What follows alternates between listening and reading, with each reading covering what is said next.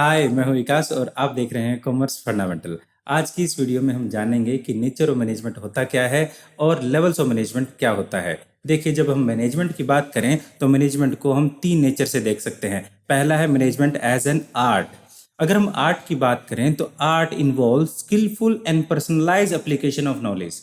यानी एक पर्सन जब किसी स्किल को पर्सनलाइज अप्लाई करता है तो उसे ही हम आर्ट कहते हैं। जैसे ड्राइंग बनाना, डांस करना, पेंटिंग करना, तो ये सारी चीज़ें क्या है, गाना गाना, ये सारी चीज़ें एक आर्ट है। तो आर्टिस्ट होने के लिए हमारे पास एक पर्सन को skillful and personalise application of knowledge. Personalise application of knowledge का मतलब है कि वो पर्सन ही उसे अप्लाई कर सकता है। अगर कोई और पर्सन उस चीज़ को अप्लाई करेगा तो वो अलग तरीके से गाना गाएगा। जैसे गाना गाने की बात मैं जब कर रहा हूँ तो मान लीजिए एक सिंगर है, दो सिंगर अलग अलग सिंगर की बात करते हैं, अनूप जलोटा की बात करते हैं और सोनू निगम की बात करते हैं। किसी एक गाना गाने के लिए दे दिया जाए अगर अनूप जलोटा को और सोनू निगम को, दोनों का अलग अलग तरीका होगा। हो सकता है कोई एक पसंद आए और कोई एक पसंद ना आए। तो यहाँ पर हम कह सकते हैं आर्ट के केस में skillful and personalise application of knowledge होती है। पर्सनलाइज एप्लीकेशन ऑफ नॉलेज का मतलब ये हुआ कि अलग अलग लोग एक ही काम को अलग अलग तरीके से कर सकते हैं। हम मैनेजमेंट को एक फुल फ्लैज आर्ट की तरह कंसीडर कर सकते हैं। क्यों? क्योंकि मैनेजमेंट एग्जिस्ट करता है theoretical knowledge of management, personalise application knowledge it is brought into the practice difference by different manager. यानी अलग अलग मैनेजर अलग अलग तरीके से किसी काम को करेंगे based on practice and creativity. यानी आप किस तरह से क्रिएटिविटी रखते हो, किस तरह से आप किसी काम को डिवाइड करते हो, किस तरह से मैनेज करते हो, ये क्रिएटिविटी वर्क है, एक आर्ट है। तो अगर हम मैनेजमेंट को एज ए साइंस के रूप में देखें तो क्या मैनेजमेंट एक साइंस है? तो देखिए, क्या साइंस होती है एक सिस्टमेटिक बॉडी ऑफ नॉलेज, यानी एक पर्टिकुलर सब्जेक्ट, उसके बारे में डीप स्टडी और हर चीज सिस्टमेटिक होती है पहले से। तो हमारे पास एक्सप्लेन है फंडामेंटल ट्रुथ, जो किसी फंडामेंटल ट्रुथ को एक्सप्लेन करती है। जैसे हम कह सकते हैं लॉ ऑफ ग्रेविटी, कोई चीज ऊपर जाएगी तो वो नीचे ही आएगी। मैं एक कॉमर्स स्टूडेंट हूं तो मुझे इतना ही पता है। आगे, management as a science compare to the systematic body of knowledge and it is based on the experiments. तो ये किसी एक्सपेरिमेंट्स के ऊपर बेस्ड होता है। But the principle of management lack of universal validity. तो ये यूनिवर्सल वैलिडिटी नहीं होता। मैनेजमेंट के पॉइंट ऑफ व्यू से देखें तो मैनेजमेंट के प्रिंसिपल होते तो हैं बट वो यूनिवर्सल वैलिडिटी नहीं रखते। जिस तरह से हो सकता है किसी एक साइंस के लॉ को हमारे दुनिया के किसी भी कोने में अप्लाई किया जाए, वो एक जैसा लागू होगा। हम मैथ की बात करें तो 1+1 हमेशा 2 ही होते हैं। बट अगर मैनेजमेंट की बात करें तो वो अलग अलग जगह पर अलग अलग तरीके से लागू होगा। हो सकता है मैं किसी प्रिंसिपल को अलग तरीके से लागू कर रहा हूं, कोई आप अगर मैनेजर हो तो वो आप उस चीज को अलग तरीके से अप्लाई करो। Deal in the human behaviour, क्योंकि हम यहां पर ह्यूमन बिहेवियर को डील करते हैं तो हम कह सकते हैं मैनेजमेंट इज इम्प्योर या फिर इनएग्जैक्ट सोशल साइंस। तो इनएग्जैक्ट और सोशल साइंस है या इम्प्योर यहां पर है। तो आगे अगर हम बात करें मैनेजमेंट एज प्रोफेशन के लिए, तो प्रोफेशन क्या होता है? Profession refer to the occupation which required specialized knowledge and skill in particular field। तो ये तो दोनों ही हमारे मैनेजर के पास है। तो मैनेजर भी हमारे पास स्पेशलाइज्ड नॉलेज रखता है, स्किल रखता है। बट क्या ये प्रोफेशन है? देखिए, अगर हम किसी और देश की बात करें, बहुत सारे देश ऐसे भी हैं जहां पर मैनेजमेंट को एज ए प्रोफेशन अडॉप्ट किया गया है। बट हम इंडिया की बात करें तो मैनेजमेंट को एज ए प्रोफेशन पूरी तरह से नहीं कह सकते। क्यों नहीं कह सकते? इसके पीछे कुछ रीजन है। क्वालिफिकेशन, यानी जरूरी नहीं है कि अगर आप मैनेजर हो तो आपने MBA IIM से किया ही हो। आप हो सकता है कि आप बिना MBA, बिना आप BCom के, बिना BBA के, बिना +2 किए भी आप मैनेजर बन सकते हो। तो यहाँ पर कोई मिनिमम क्वालिफिकेशन नहीं है मैनेजर बनने के लिए। तो हम ये कह सकते हैं कि हमारे पास पूरी तरह से प्रोफेशन नहीं है। It is not necessary for practicing management to be a manager member of the management association and adopt the ethical code of conduct. जरूरी नहीं है। तो अगर ये कह रहे हैं कि हमारे पास यहाँ पर किसी प्रोफेशनल एसोसिएशन से कनेक्टेड होना जरूरी नहीं है, एथिकल कोड ऑफ कंडक्ट, ये कोड ऑफ कंडक्ट क्या होता है? कोड ऑफ कंडक्ट को हम रूल बुक की तरह ट्रीट कर सकते हैं। यानी जैसे किसी पर्टिकुलर काम को करने के लिए कुछ रूल्स होते हैं। आपने देखा होगा जो डॉक्टर है वो एक वाइट कलर का एप्रन डालता है, इसी तरह जो लॉयर है वो भी एक गाउन डालता है ब्लैक कलर का। तो ये क्या है? ये उनके कोड ऑफ कंडक्ट में लिखा गया है। उनको कोई शौक नहीं चढ़ा हुआ वो अलग से कुछ डालने का। ये उनके कोड ऑफ कंडक्ट में लिखा गया है कि आप जब अपनी प्रैक्टिस को परफॉर्म करोगे तो आपको ये रूल्स को फॉलो करना पड़ेगा, ये प्रैक्टिस करते वक्त इन बातों का ध्यान रखना पड़ेगा। तो हमारे यहाँ पर मैनेजमेंट में किसी प्रकार का कोड ऑफ कंडक्ट नहीं है, तो हम यहाँ पर कह सकते हैं however the current trend indicate that management is a fast moving in the direction of recognized as full-fledged profession की तरह यहाँ पर हम मूव कर रहे हैं, यानी आने वाले सालों में मैनेजमेंट पूरी तरह से हमारे पास प्रोफेशन बन जाएगा, बट अभी के लिए ये मैनेजमेंट प्रोफेशन नहीं है। आगे चलते हैं हमारे पास लेवल्स ऑफ मैनेजमेंट की तरफ। लेवल्स ऑफ मैनेजमेंट अगर हम एक पिरामिड के देखें तो यहाँ पर पिरामिड को 3 हिस्सों में बांट सकते हैं। 3 हिस्सों में कैसे बांट सकते हैं, हमारे पास देखिए, मान लीजिए ये पिरामिड था।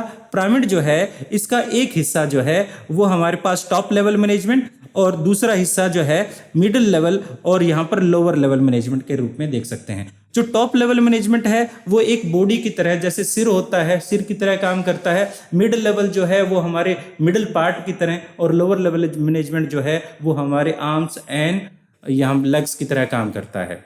समझे क्या? नहीं समझे तो मैं समझाता हूँ। जहाँ पर हमारा दिमाग है हर चीज़ को कंट्रोल करता है, और हमारा दिमाग के बीच में हमारा जो मिडिल पार्ट है वो हाथों को और दिमाग को जोड़े रखने का काम करता है, और हाथ सारा काम करते हैं। इसी तरह सिमिलरली इसी तरह हमारी मैनेजमेंट भी 3 लेवल रखती है। जहाँ टॉप लेवल मैनेजमेंट है, जहाँ हम टॉप लेवल मैनेजमेंट की बात करें, डेजिग्नेशन की बात करें तो chairman, managing director, board of director, chief executive officer, chief operating officer, president, vice president and general manager आते हैं। तो ये क्या है, हमारी यानी ऑर्गेनाइजेशन की हेड हैं, यानी थिंकिंग करते हैं, ये सोचते हैं, ये क्या करते हैं, फॉर्मुलेट करते हैं ओवरऑल ऑर्गेनाइजेशन गोल। ये पता लगाते हैं, फॉर्मुलेट करते हैं, एनालाइज करने के बाद पता लगाते हैं कि ऑर्गेनाइजेशन का गोल क्या है, एंड स्ट्रेटजी, और उस गोल को अचीव करने के लिए हमारी स्ट्रेटजी क्या रहेगी। They coordinate the activities of different department.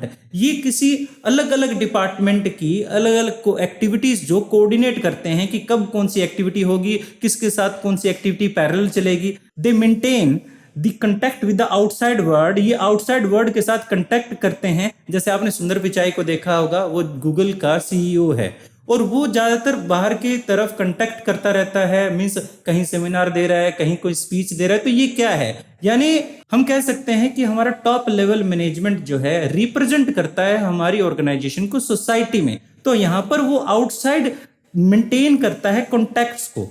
They are responsible for the success and failure of the organisation. जहाँ सक्सेस का जो ताज है वो भी हमारे टॉप लेवल मैनेजमेंट को मिलता है, और फेलियर की जो गालियां हैं वो भी टॉप लेवल मैनेजमेंट को मिलती है। तो इस तरह से सारी रिस्पॉन्सिबिलिटी, अगर एक ऑर्गेनाइजेशन सक्सेस होता है या फिर फेल होता है तो टॉप लेवल मैनेजमेंट ही इसकी रिस्पॉन्सिबिलिटी लेता है। They are responsible for all the business activity, their impact on the society. वो सारी एक्टिविटी एक बिजनेस जो करता है उनका सोसाइटी पर इम्पैक्ट क्या है उसकी रिस्पॉन्सिबिलिटी भी टॉप लेवल मैनेजमेंट ही लेता है, क्योंकि हमारा टॉप लेवल मैनेजमेंट ही ऑर्गेनाइज करता है स्ट्रैटेजी को, पॉलिसी को, सारी चीजें टॉप लेवल मैनेजमेंट ही करता है। उसके बाद हमारे पास सेकंड पार्ट आता है पिरामिड में, जो मिडिल पार्ट है। तो मिडिल पार्ट को हम कहेंगे मिडिल लेवल ऑफ मैनेजमेंट है। जैसे बॉडी है, बॉडी का मिडिल पार्ट होता है, इसी तरह हमारे पास ऑर्गेनाइजेशन का भी मिडिल पार्ट जो है वो है मिडिल लेवल मैनेजमेंट।